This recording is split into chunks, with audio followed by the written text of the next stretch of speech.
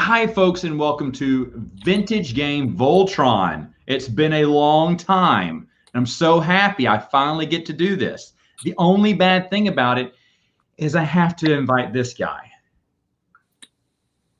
Other than that, I'm happy to see everyone here. Folks, if you don't know, I have Bernardo from Tabletop Island. I have Luke from Down from the Attic. I have Mark from Attic Raiders Retro Reviews. Gentlemen, thank you so much for, first off, making reviews that look way better than mine, are more informative and more entertaining. And I appreciate your time. Thanks for having us on. Thanks for being on here with the talentless hack. I appreciate that. One of the things that you guys have been exceeding in and bragging about on your YouTube channels, and I say this because, spoiler alert, Luke's about to brag on his channel too, is your amazing art talents of painting. Mark posted a video, probably the most recent, I think, about his he's painting the Labyrinth pieces, which, by the way, I love the movie Labyrinth. Ludo looks amazing. I told him, I said, I wish I had that talent. And the shades and everything, because a lot goes into that. And Luke, you're right now currently, learning the ropes on it, but you're like, you've gained a lot of appreciation lately on the art of painting figures. It's a lot different than just painting a picture or anything. Oh, it's a big difference. Like the big thing that I've done to start off with is research. I've watched a lot of videos and tutorials on how to start getting into this side of the hobby. It is really daunting at the start of it, and there's so many techniques and so many different ways of approaching it, because a lot of people use their own artistic interpretation on how they want to paint a figure. Like, say, for the sake of argument, the basic Warhammer Marines, you can paint those pretty much however you want. There's no real set guidelines on colors or anything. So people inject their own wild ideas on how to paint these, and there's also different styles of painting. There's really no set way of doing it. So finding a way and finding tutorials to fit what you're wanting thematically to fit with the game is difficult. The other thing as well is knowing what paints to get, what brushes to get. It's been a bit of a minefield, but I feel I'm more like 80% across it now. I'm still learning things. And that's one of the things, until like it was a couple of years ago, I didn't realize there was a difference in the paint that you used, in the brushes that you used, until way later. I went to a painting session. They were just teaching board gamers to paint minis. They had tons of, throwaway minis that you could, practice on. And I was awful out of the entire bunch. Mine looked just pathetic because I just can't. I don't have the steady hand, the big the magnifying glass that you're painting underneath it. I'd never use that. No, don't use a magnifying glass. Just by hand. Yes, okay. Well, they had the magnifying glass, the ring light, everything that you needed to do the little thing, and I still screwed it up. I just could not. It was just so hard for me. But Warhammer is what keeps my local gaming store in open. Because Warhammer, they sell that and Magic cards, they said, are the two things that keep the store open. They have a small selection of board games, and I don't blame them. I don't hate on them for having a small selection of board games, because that's not where the money is for them. And he was upfront and honest with me. I said, are y'all going to get more board games? He went, well, we'll get some new ones here and there. He said, but be honest, our business is in Warhammer and Magic cards. That's where we make 9% of our profit. I was like, you got it. But they also sell painting supplies there too. The actual paint, the actual brushes, because some of the stuff that you're talking about, you just can't go to a regular retail store and just buy. No. There's special brushes, there's special paint and everything. Mark, how long have you been painting figures? Well, figures not so long really, but I started painting about 25 years ago. So I started out with likes of the Horizon or the Halcyon model kits, when Halcyon brought out all the Alien and Predator model kits, and you could buy them in likes of BT's toy shop, which doesn't here anymore in the UK. But I got a lot of those and started painting up the model kits. And I learned on them. And as Luke says, there is massive, if you watch YouTube videos and things now, there is so many different techniques and styles of ways of doing it and terminology. And when I started painting, there was like two things you did. You either did dry brushing or you did washes. And that was the only things people talked about. And I only learned about them from somebody in a hobby shop who then said, oh, you can do that. If you're painting things up, these are the things that you can do. I mean, people talk about like glazes and all different kind of color theory and stuff. When I started out with model kits, it was just literally, you do dry brushing for highlights, you do washing for lower crevice areas. And that was all people talked about there. So I started with them, and I've went from them into like doing life-size heads. So I mean, likes of this thing here, which you can barely see. This has been sitting here for way too many years that I care to admit. You can't really see this, but this is actually a life-size Velociraptor from the Stan Winston molds for Jurassic Park, which I still need to paint. But I went into the moment. No, he's once you get that thing painted, I'd love to put it in the shower and not tell my wife.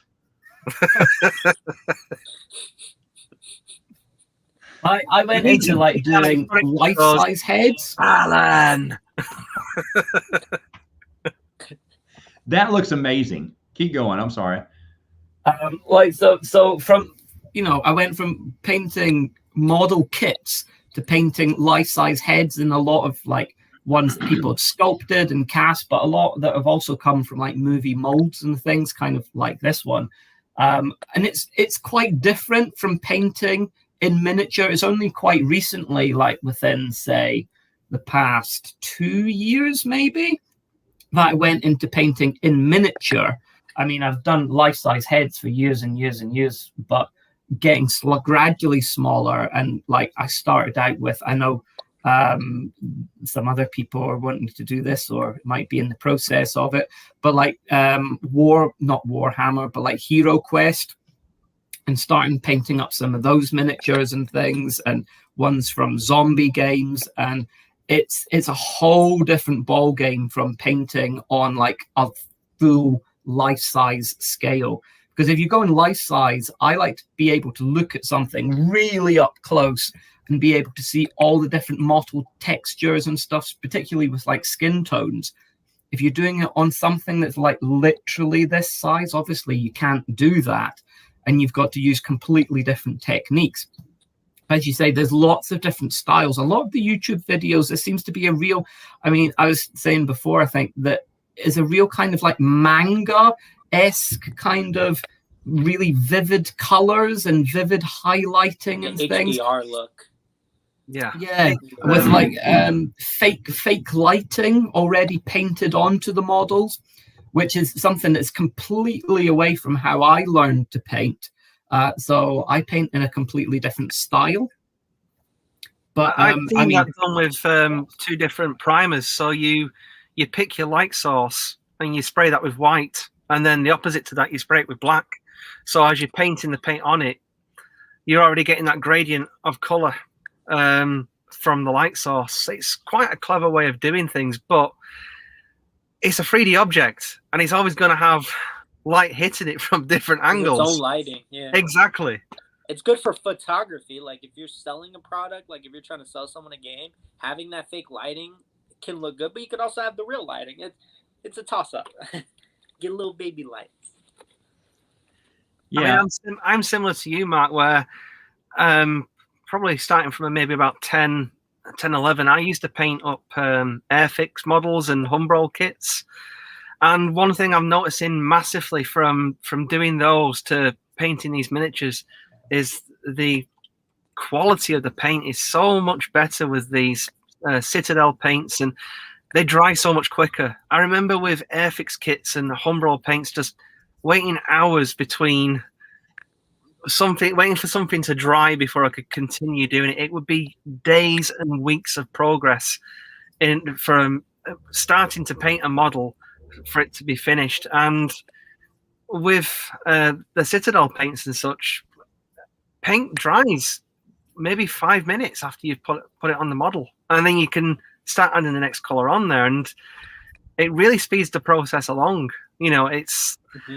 I mean, I spent a long time building props and sets for various things, theater, music videos, some television, and painting full scale, like you said, is completely different to what you do miniature. Like, but certain things carry over. So, like dry brushing, we used to have an old paintbrush, and we'd obviously dip it in the paint, and you want to get most of the paint off, but have some still in between the bristles.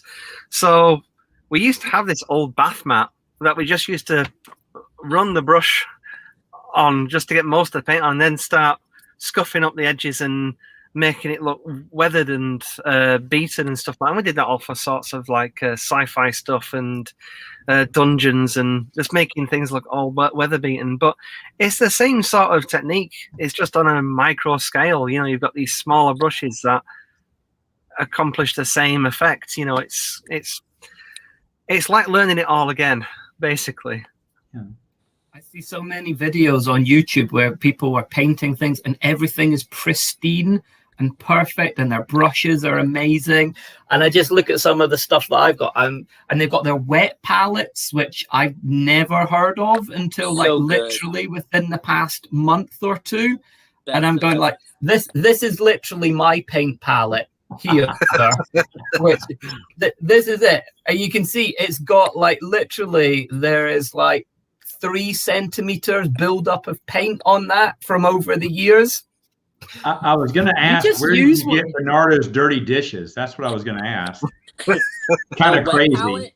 A wet palette is one thing I used to fight against because I didn't really see the value, but that is probably one of the best investments as a painter, painting a big, wide variety of miniatures, because it can keep your paints wet for weeks. That's super crucial when you're doing large projects. Like my Project Elite stuff that I was painting is still wet. I can still go back and paint it with the mixtures I made. And speaking of big projects, if you're not checking out Tabletop Island, they produced a video just recently where he bragged about how awesome he was by building his own island. And I'll be honest, it was just one big pat on the back for like 10 minutes. But to be honest, if I did this video, hold on, show it again. I'll blow. If I had built this and I was going to make a video about it, my video would be only 20 minutes long of me patting myself on the back. So, I mean, you know, you went as a. It wasn't even that long, was it? Was it more than 20 minutes? No. No, I'm just kidding. I said I would have made it double the amount of time because I would have kept bragging on myself. I thought it was really cool, especially how you were showing with how to build things. I never think, oh, I should videotape me working on this. No, I would be sitting there scraping the side of the walls, being pissed off because my arm's hurting or my hands hurting. That's what I would have done. I never would have thought to put the camera on it, but that we got to see it come together like it was. Like I was hoping you had some video of you putting the grass on there. That frustrated me so much. Y'all didn't want to see that. I was just like, is this gonna work? It's clumpy. What the heck is going on? Yeah, but so you've learned a lot recently in your past experience building that island, and you actually talked about a few videos that really helped you out too. So you listed some of the resources that helped you out. Did you come up with any new ideas? Like say, hey, you know what? I like that, but let me try it a different way. So the foam piece, I definitely was super thankful I found that technique. How to carve in the rock. There wasn't really a video that said how to do it. Some people would go into certain areas and just make just minor stuff. So, I mean, I just did every single section of it, which was why it was so exhausting. How it glues on, a lot of individuals will use a specific kind of paint. I just kept with the Mod Podge and just kept using that and painting it like a brush. A lot of people were just really good at taking like a popsicle stick and smoothing it out. I don't have that kind of patience. And in my head, it's going to dry quick even though it doesn't. So I took an entirely new paintbrush and painted it across the tops of each layer since it was so big. But it's just little things. I mean, I wouldn't say I reinvented the wheel or anything, but I've definitely kind of did some gorilla related stuff. I did look into the description of your video to see if this video was sponsored by Mod Podge, because you mentioned them a whole lot. That seems to be your new favorite play toy there. So are you buying stock in Mod Podge now? It's going up, actually. It's been pretty good. That and lumber going up now because of your do-it-yourself projects. Thanks for making our economy worse here, Bernardo. But yeah, so that seems to be gas, gas too. I mean, gas too. Yeah. Well, we still have gas in my neck of the woods. I'm pretty sure we do. I haven't needed to fill up yet. We'll find out.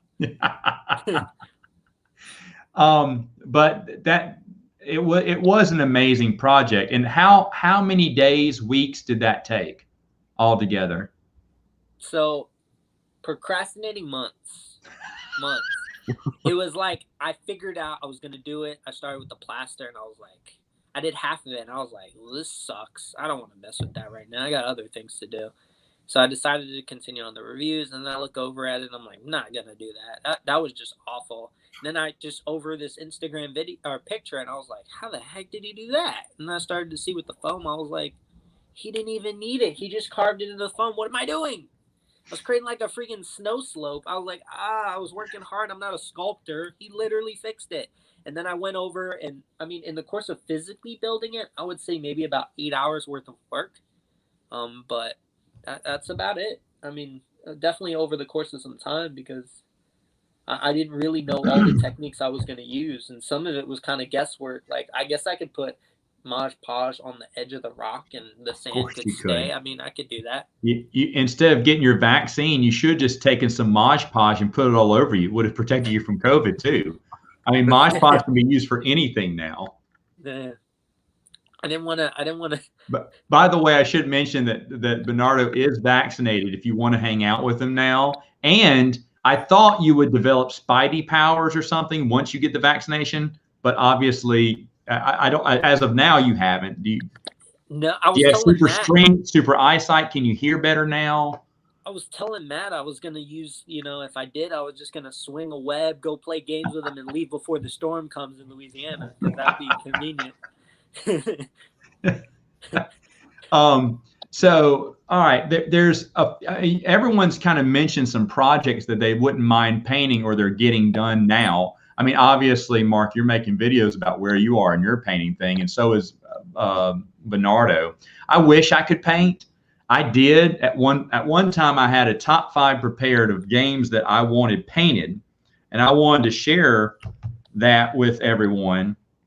There's a lot of things I'd love to have painted. I look online, and Board Game Geek is renowned for people showing their painted figures off, right? And so every time I click and I say, what's that? Oh, that's the painted figure version. And yes, they should brag. They look magnificent. But at the same time, then I look over at my board game, I think it's not as good anymore. It's like, you know what? I love you. You're one of my children, but those kids look beautiful. I really wish y'all were all painted, and I wish Dad knew how to paint. I don't. I really hope my girls develop the art so that Daddy can give them lots of figures of paint and everything. My wife said, well, if you want to learn how, I may like to learn. I tell you what, how about you learn, and then you can paint as many figures as you want, because I have so many figures I'd like to see painted. The ones that I'm most impressed with, I have a game, Mice and Mystics, which is a dungeon crawl. I don't know if you guys have seen this, but the mice have like needles for swords, buttons for shields. It's really thematic, and I really like it. And I've seen some painted. Say what? I didn't say it sounds cool. Oh, it does. It's amazing. And they even have like a spin-off game called Tail Feathers, where they have these amazing bird sculpts that the mice figures can sit on. They have rider mice figures that can sit on it. So, I mean, it just gets even better. And I've seen these painted figures of all these animals and stuff. I'm like, man, I wish. It's almost like if I brought that game out, it automatically want to be played. Because to be honest, the look of a game, like Mark, are you done with Labyrinth? Are you done painting Labyrinth? Or? No, I've literally just painted the Ludo figure, and I painted the Goblins expansion, but I've got all the other ones to do. And you should like a before and after is, hey guys, you want to play Labyrinth? I guess. And then after it's painted, you guys want to play? Yes, we do. That looks amazing. Yeah, it just makes the game just look more awesome. Like I'm sure when I ask people to play Spartacus, they get excited.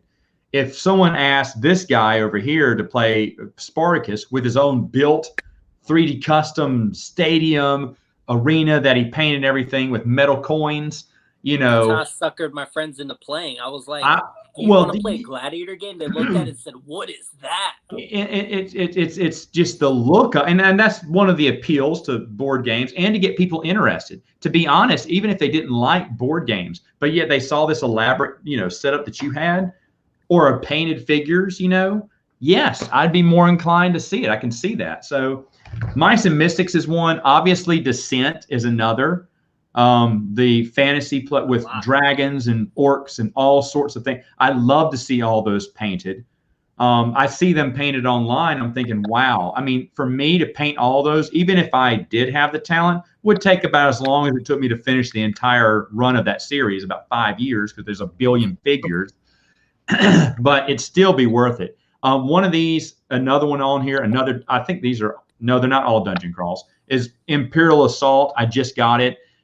I'm only, as I look up rules and stuff, I see painted figures all the time. Who doesn't want to paint those? And I think those look amazing painted.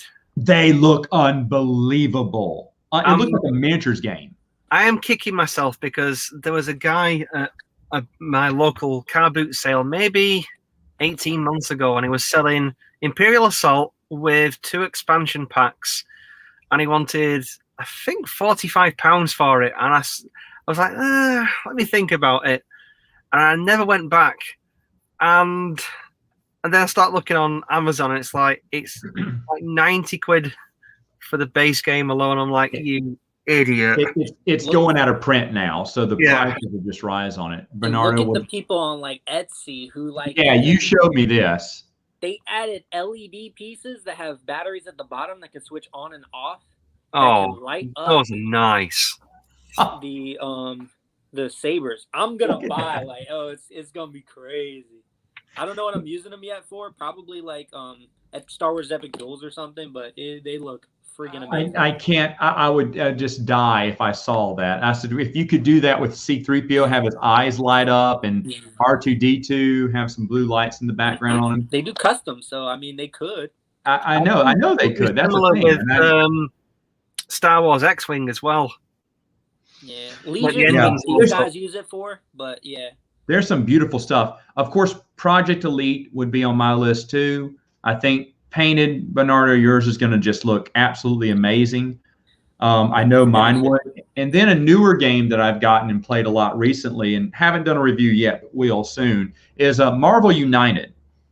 Now, I hear these pieces are just perfect for painting because, they're kind of bigger and simpler, but you can really get the paint in there without too much trouble.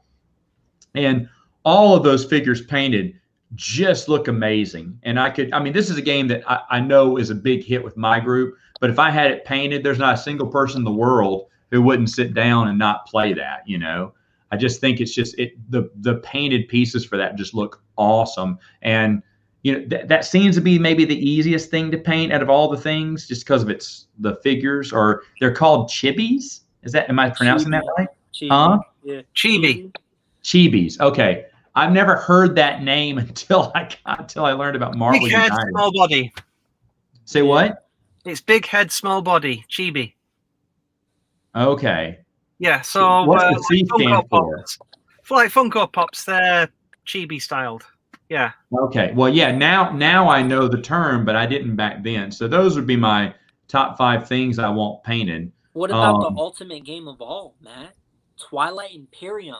The detail in the ships? What? Obviously. You heard me. We were on a stream not too long ago where I can talk about, if you want to do a Twilight Imperium stream, that can take as long as the game takes. For me, painting that would be so easy, though. Man, I would love to paint that. The ships and stuff, possibly, but you'd have to keep their base color just so you could tell them apart. You would. You would. No, I'm sure you could. I wouldn't know how to do that. Is the thing. You guys are the ones with you're the one with the giant velociraptor head. You know more about, which I think is, by the way, just absolutely. I would have, if in my garden, I would have that thing peeking out up behind my bushes. Just staring out at people, maybe on a motor that would just kind of pop out through the bushes, then slowly back in, and then pop out. It's motion activated for when cars drive by. That's going to be fun for Halloween. Just to scare his own kids. That's oh my gosh. Oh my gosh. I would have the best time scaring my children with that. Yes. I don't know. One isn't scared of anything right now. My brother bought me a giant Gremlins mask, big Gremlins mask. I came in and one of my little girls hid behind mom. The other one went, monkey, yay! And thought it was a monkey. All right, go with it. It's a gremlin, but okay. So, but yeah, Velociraptor be just awesome. But Luke, you are painting something right now. Yes, I'm working on Hero Quest. I'm painting up. I've managed to get a mint copy of Hero Quest that I've pissed off a lot of people in the Hero Quest community by snipping it all off its splines very carefully and been very respectful and got rid of all the mold lines and all the figures. And Did you have some crotchety Indiana Jones person say it belongs in the museum? I'm trying to. Yeah, someone said it's like having like fish and chips on like a silver platter. It's like it's a great game, but like it's like you really shouldn't do this with like a game this old. It's like, yeah, but my standpoint for all this is like, I never experienced Hero Quest. I never played it before, but I know it's one of these massively influential games that everybody loves for some reason. Like you guys must have seen the video on YouTube with the bard. The best thing about Hero Quest is, if you haven't seen it, watch it because it's amazing. So yeah, I was aware of it. I never had friends who owned a copy. I never owned a copy myself, and it feels like I missed the boat with that. So I wanted to get a really good copy of it and experience it as new as I could get it. Like from getting a really good copy and the experience of getting it for the first time and setting it up for the first time and painting it. And Bernardo, Mark, I'm hooked on this game. I am totally hooked. Is it better than Dark World? Yeah, I'm kidding. Keep going. Yeah. Dark World. Okay. I wishes it was Hero Quest. I do know a lot of people buy Dark World just for the miniatures to play with Hero Quest. Oh, really? That makes sense, probably so. They're about the same size, yeah. But I've probably about 2/3 the way through painting everything. I painted up the Adventurers game. It's a game, I know you've got it, Matt. Very Indiana Jones. You're running through a temple. There's a boulder chasing after you. You've got to get treasures, and there's all sorts of traps and obstacles you've got to navigate whilst you're going through. And I figured I need to practice painting something first, just to sort of assess my skill level before I tackle Hero Quest, because I've took it off the splines now, and if I do a really hash job of painting these figures and painting these miniatures, that's just going to make the Hero Quest community hate me even more. I finally won the Adventures for the first time ever this year. Both expansions or both games.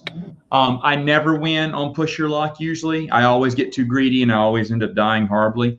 But I actually got to win both games for the first time ever. It was amazing. Matt, maybe I'm playing it wrong then, because I've never played a game of that where all of us haven't got out of the temple. And it's because it's got to the point where my dad's like, well, if I go over the lava pit, I'm just going to die. I'm going to lose everything that I've grabbed in the... Yeah, you don't do that ever. I've never. I did, and I made it out. I took the time. I take the time. I grab as many as the upfront treasures in the closing walls, because you never get trapped in the closing walls. And then if you stay and you look at each icon, you can make it across the lava, and you should, because that'll help you catch up or get away from the boulder. And usually this strategy is flawless. And, through the luck of bad rolls, meaning the boulder goes a lot faster. And to be honest, yes, I'm greedy. You throw me the idol, I throw you the whip. And then I get too greedy and bogged down with treasure. And then I'm the one skewered with a spear at the end of it while everyone else is making it out. And then everyone will admit this. In my gaming group, I have the dumbest bad luck in the mummy one. I mean, every time I try to make it back, the blocks fall just right to block me out. Every time. And this time, the only reason I won is because I went into the temple just for a minute, went into the sandbox and the alligator pit, and then booked it. I didn't bother staying. I was like, this is the only way I'm going to win this game. And sure enough, it was, because everyone else got a little too greedy. And the river on the first one is just, it's hell. Like, if you end up going in the river, you are going to lose either all your treasures trying to get out of it, or you're going to die. I don't even go anymore. That was another thing. But you have to take it to get past it, to beat that boulder. So I go to the bridge now. That's really the only. If it's gone past the river, the boulder, it really is your only chance of getting out of there alive. There's no reason you can't take the bridge in time. There's not enough time. And then you always have that jerk that just uses some extra movement to beat those planks down if they see you're coming behind them. Sure. Oh, yeah, that's me. That's me every time. Yeah, you're not coming through my bridge. Yeah, I know. My area that I always get stuck on is so I never go to the lava pit. That to me is ridiculous. You go around and there's those jewels you can gamble with. If you roll these certain amount of symbols, you get them. And the alcoves. These are worth crazy ones. I'm like, why? I'll get one in the beginning, run to this, and literally gamble my way to try to get all of the others. And it's a lot of fun to do that. But it is. Well, that's the thing. There's different strategies to win the game, which is why it's so fun. But Luke, you brought up a point earlier about you got to open up a brand new, unpunched Hero Quest. How many people today get to say that? Several people back in the late 80s got to say that, but no one these days. So my question to Mark and Bernardo is, have you ever gotten a vintage game that was you're tearing off the wrapping? Mark? I do unboxings. Yeah, sorry. I don't think I've got any brand new, vintage. Vintage type. No, I mean, everything I get, the vast majority of what I get comes from charity shops, like thrift shops or car boot sales. Yeah. So no, they've been through the mill. I'm lucky if they've got all their pieces, let alone being brand new. Felt tips all over the boxes and stuff like that. Yeah. Bernardo, what about you? Yeah, I do unboxings. If I can find a good deal on a sealed one, even if it's maybe just a little bit more than an open one, I'll go out of my way to get it. Because I like doing the unboxing, and two, my favorite is for Wipeout. They had the original slime from 1992. I opened it in the video, and I was like, if I get sick from this, you all know why. Because I was like, if anything's created from this smell, it's probably this. If I die, this is the video evidence of my death. If I get some rare disease, it's this. There were why. 2 games I got to open up brand new. One was Donkey Kong, the card game, which I didn't open up and play for the longest because I didn't realize it was new. I thought they faked shrink wrapped it because it didn't feel, but it was that old plastic wrap. It wasn't really shrink wrap. It was that old plastic wrapping that was prepackaged. And I thought someone else had done it. So when I opened up, I saw it wasn't punched. I put it back down. I was like, oh no, I'd never punched out a new vintage game before. I was like, should I do this? Am I breaking a law? Is this against the 10 Commandments? I don't know what to do. But then we eventually wanted to play it, so I punched it all out. And then the other one, and I did my review before punching out just to show everyone it was brand new, was Legends of Zagor, which I can't believe I got at a steal, that electronic game. And it had never been opened, never been punched out, it was brand. I'd been looking for this game used. I was prepared to buy it, but brand new, got it for super cheap. And I mean, I had every intention to buy, punch open that game and start playing it, but I had to showcase that it was brand new, sealed, never even been opened. And I'm going to get that nice vintage, brand new smell, which is not so nice at times, but. Oh, I filmed everything with Hero Quest. Like, Yeah. look at this. It's the cardboard's all unpunched. He said carefully takes them off, but he's just flicking them off. Yeah, he's just flicking it. And then like ripping one off. Whoops, I'll have to tape that. And watching it with the veins throbbing in their foreheads. So it's only a small contingency of these people who've really gone like, why have you done that? You know, you could have got like a beat up copy. And then I asked them like, oh, so you've got a beat up copy? Well, no, mine's pristine. Oh, so it's fine for you to have the nice copies, but it's like, no. But most of a lot of them are like, wow, you're getting to experience 30 years later what we experienced. That's awesome. And it has been awesome. Like, Hero Quest has really shot up my list. Like, it's right up there in the top 5 favorite vintage board games. It's that good.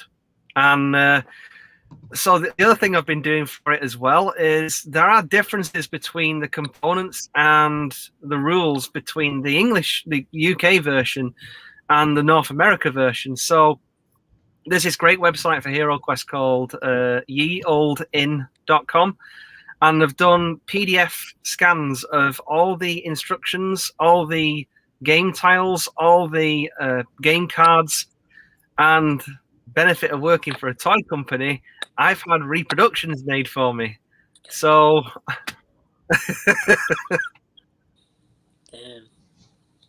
Man, oh so man.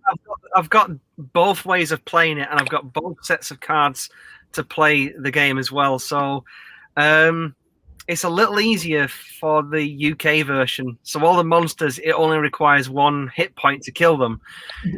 For the US version, the body points are leveled. So like you've got bigger monsters, and when they hit the board, it's like, oh, damn. Now he means business. It's like, yeah, gargoyles out. Deal with this, you know. Did anyone back the Hasbro Pulse new edition? You're gonna love it.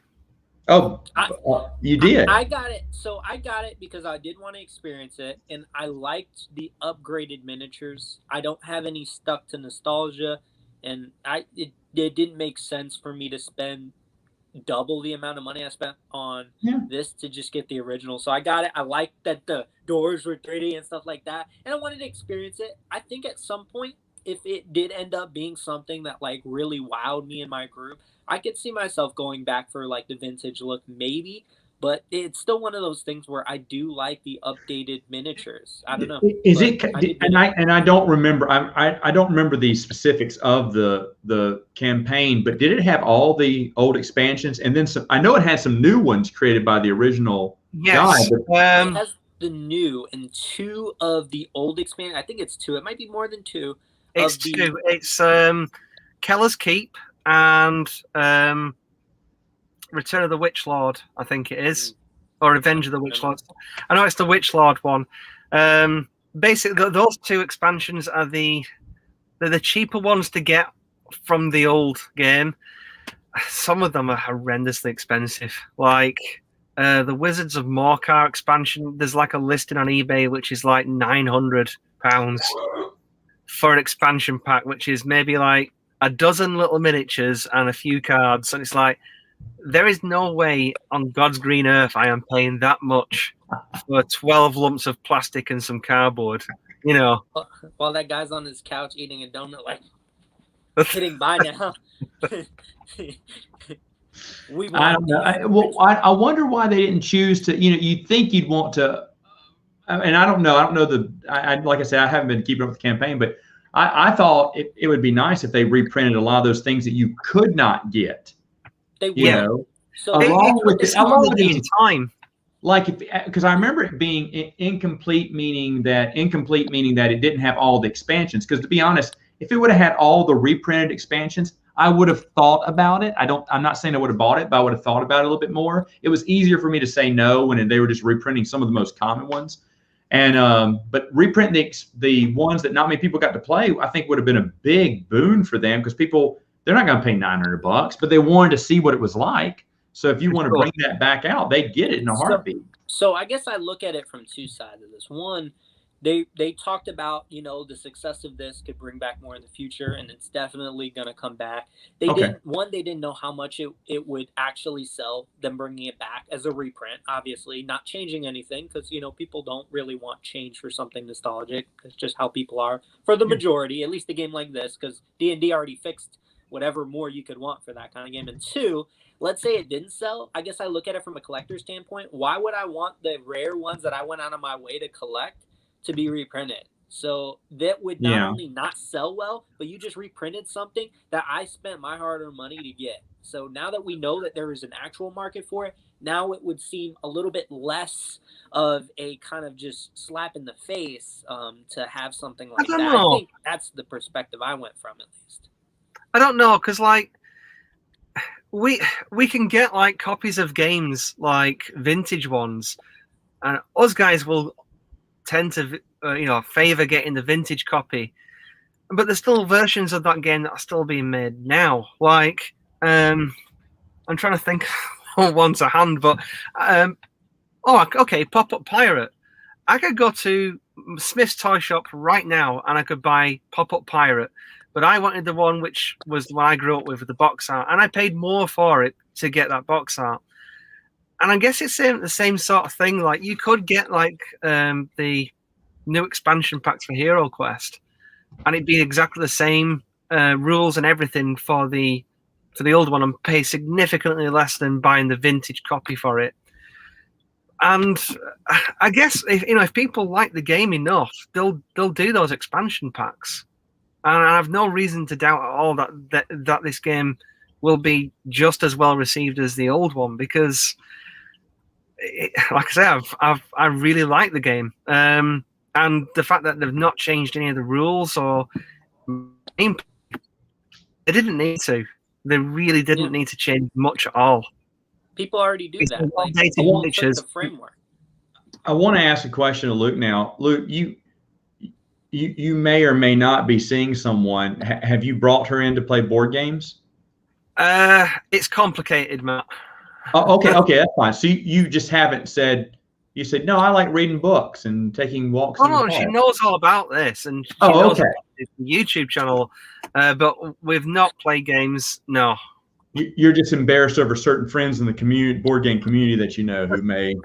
I got that. I'm in the hot seat today. I totally understand. Yeah, I'm telling you. Hey, Mark, I probably asked you this and I've just forgotten, so I apologize if I'm repeating myself. Your wife plays some of these games with you, does she, or does she not? Yeah, she does. I mean, she's obviously not as big into board games, and certainly not vintage ones as I am. But yeah, no, she'll play a lot of them. Her favorite one at the moment is one that Luke had. I keep going like this, but it's not. This whole camera's reversed.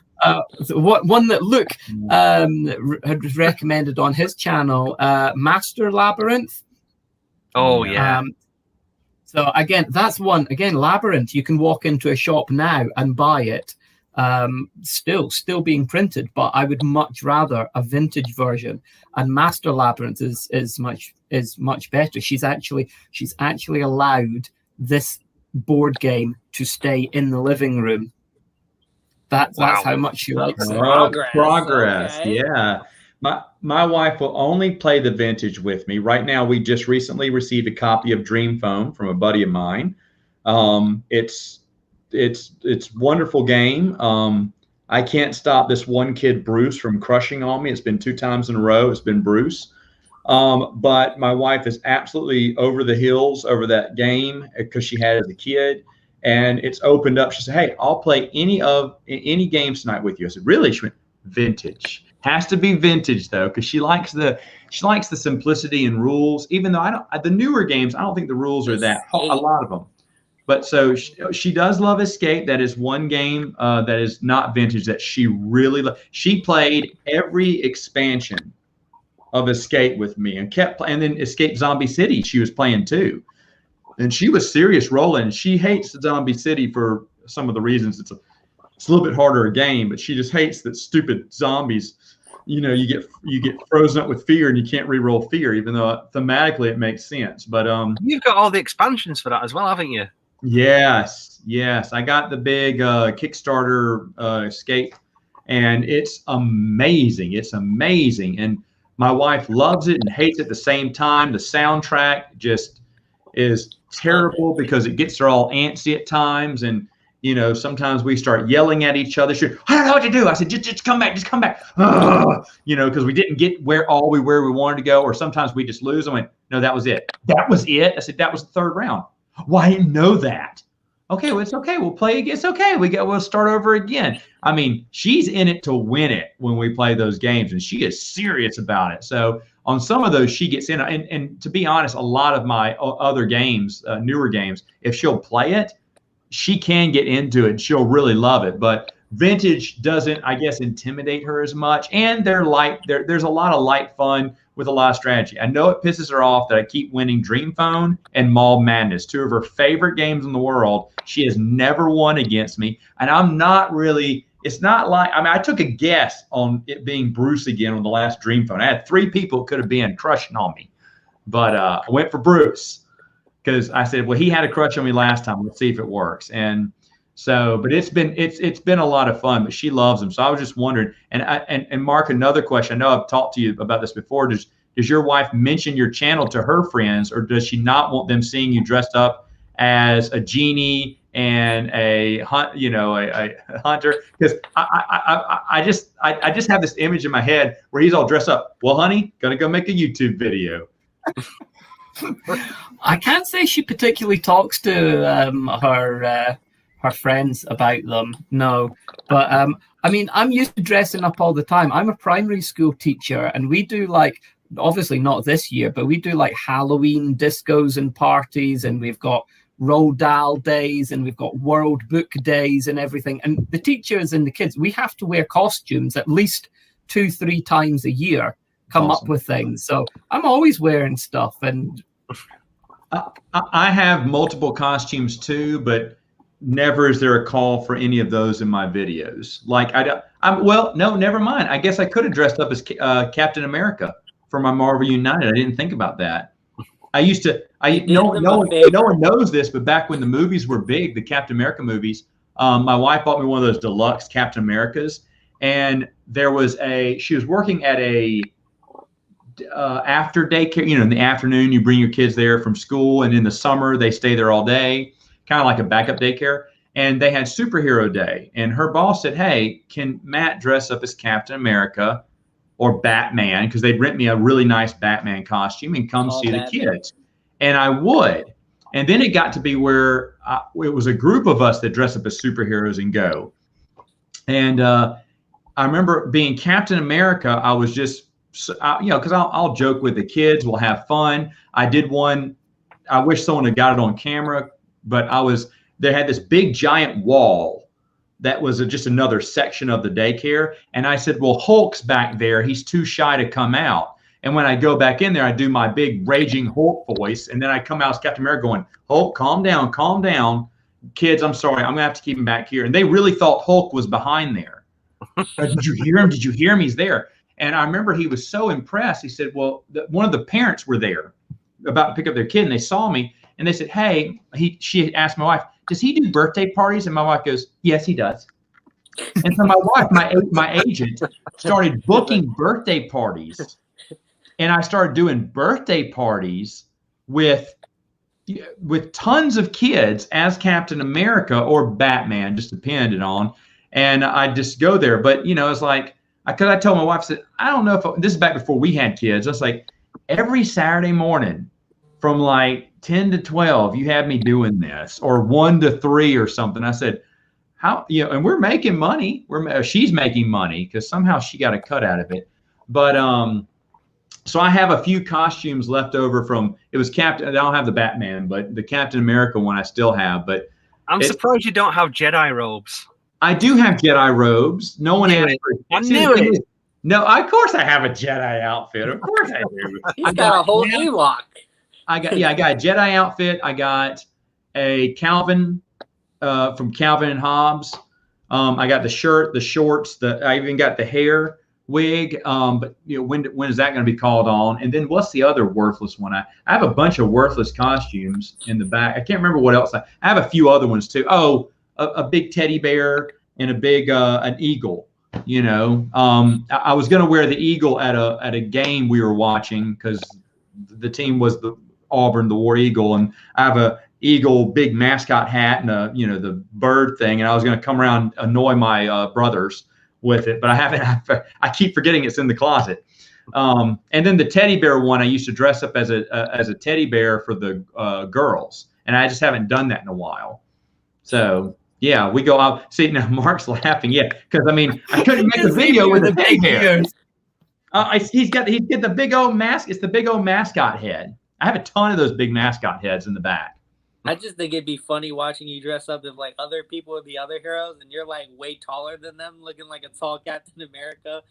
Have your yeah. The best one, we had a kid dress up as Spider-Man, and I told him, I said, hey man, it's like, you get paid, I can't remember what it was, $50-$75. It's just for 2 hours. I said, no, for the daycare, it's just for an hour. I said, it's just easy $50 or something like that. Or maybe it's $100 for the afternoon. I can't remember. I said, but it's easy money. He said, okay, I'll do it. So he's Spider-Man. I'm Captain America, and we're talking now. He's shorter than me because he was a teenager at the time. And it was funny because the owner got carried away. He said, hey, kids, because this was a gym, too. It was one of those little kids' gymnastics places. He said, hey, who wants to see Spider-Man climb the rope? And the rope goes all the way up this 30-foot building or whatever into the top. He said, and ring the bell. And everyone starts cheering. And Spider-Man's got his mask on. He's looking up. And then he looks at me. He goes, is he serious? And I went, you better go, Spider-Man. You better do it. The kid was scared. So scared. But he couldn't let it because he's put on the spot. So here's Spider-Man crawling up this rope, notch by notch. I could not do this. Was there any ropes underneath him or anything? No, well, there's just the regular mat, but that's gonna break his neck. Oh, no chance. He rings the bell real quick, and everyone, and you can tell he's like clenched up like this. And they said, "Wave, Spider-Man, wave!" And Spider-Man goes. It's the funniest. But after he came down, nobody wanted to be Captain America. He was the hero in every kid's eyes. And I said, "Was it worth it?" He said, "Matt, I'm going to be honest. Thank you for telling me about this. I like to have the money, but I'm not coming back next year." He said, I almost pissed my pants. I said, I know, but I couldn't stop laughing. I was like, you okay? He went, I'm about to piss my pants. I could not stop laughing at him, but he was big with the kids that one year. Another year I brought Wonder Woman and it was my sister and her best friend, Wonder Woman and Supergirl. And it was funny because every girl went to those two, because they're women. So they had women superheroes to enjoy. So we always had fun. But the thing is, though, all my costumes, besides, I should have thought about dressing up as Captain America now. I regret that now. Maybe I have to go back and refilm those. But I don't have all the neat costumes that you had. Did you already have those costumes, or is that something you say, hey, I can make that costume real easy?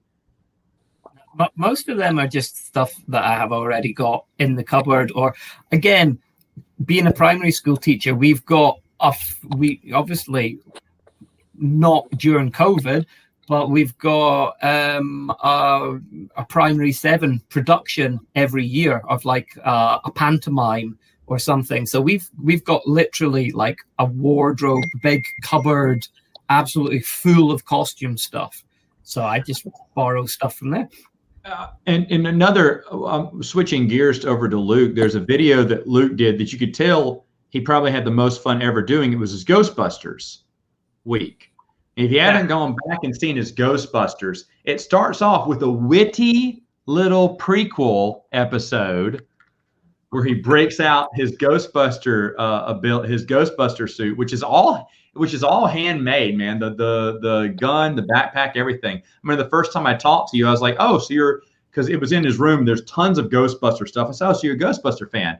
And that was an understatement because he started showing me all the stuff he had. I was like, what, you made that?